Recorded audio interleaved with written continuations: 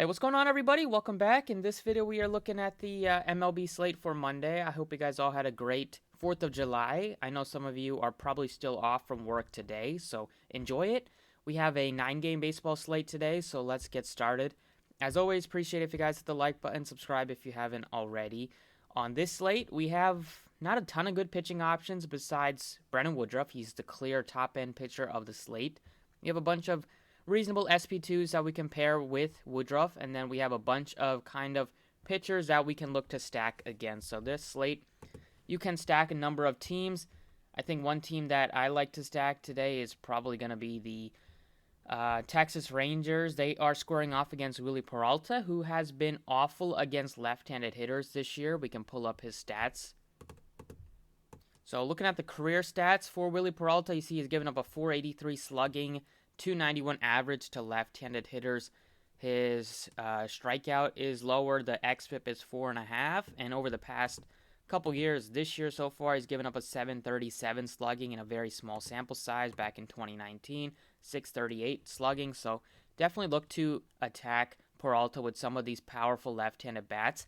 And the good news is that the Rangers, after they started off super hot, they were in a cold stretch, but recently some of their better hitters have been hitting the ball well. Joey Gallo is on a tear right now, 333 average in his past 10 with 7 bombs. We also see Nate Lowe scoring the ball well after he was on fire the first month. He's batting 342 in his last 10 with a couple of bombs, getting on base, doing some damage, getting a couple multiple hit games recently for him. So those are the two top lefties in this lineup that you want to look to get. Joey Gallo and Lowe, they both should bat in the top 4 of the lineup. You can throw in a David Dahl if you wanted to at only $2,300, and if you wanted to full stack them with a couple of righties, I mean, Adolis Garcia has been hitting the ball a long way this year. I think he makes sense. You can go with Heim as a cheap catcher, so the Rangers look to be one of my favorite stacks. The Cubs also look appealing. We've got the wind blowing out in Wrigley against Matt Moore. So I'll look at Contreras if you wanted to get a catcher batting leadoff. He looks appealing. Marisnik, very cheap in the outfield, batting 5th or 6th for them. Wisdom is expensive, but he's been great against lefties. And we know Baez, always a reasonable guy that you can plug in. So those are my two favorite teams to stack today. I think you can also look to some of these White Sox hitters just because they do not price them up. Gavin Sheets continues to be super underpriced, and he's been batting like 2nd for them in the lineup. We could see if Moncada's back, he might get a bump down, but I still expect him to bat like top 6 in the lineup. You can go with Vaughn if you wanted to. Goodwin is still cheap, so this White Sox team is very affordable. Even Adam Eaton, he's very affordable at only $2,700. And then you throw in some one-offs between the Angels and the Red Sox here, like a Phil Gosling if he's in the 4-hole or 5-hole at only $2,800. He looks appealing. There's so many injuries for the Angels that we're getting a lot of value, like Gosling. You can go Rengifo, Taylor Ward if he's in the lineup.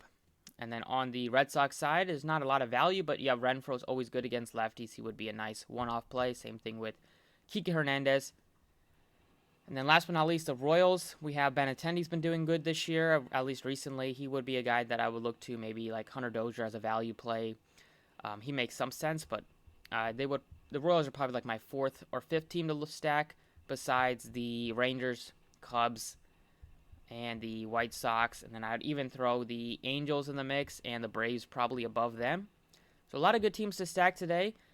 Looking back at DraftKings, the pitching options here, I'm going to go with Woodruff. It's tough not to play Woodruff in your cash games just because there's not a ton of good options here. You have Dylan Cease as a valuable pivot, but the Twins have a 5+ total, so obviously it's not as good of a spot as it is for Woodruff. And then for my SP2, you can throw in Musgrove if you wanted to, but I also like Max Fried. Expect the Braves to put up some runs here, and Fried has been pretty solid this year. The strikeouts about 1 per inning.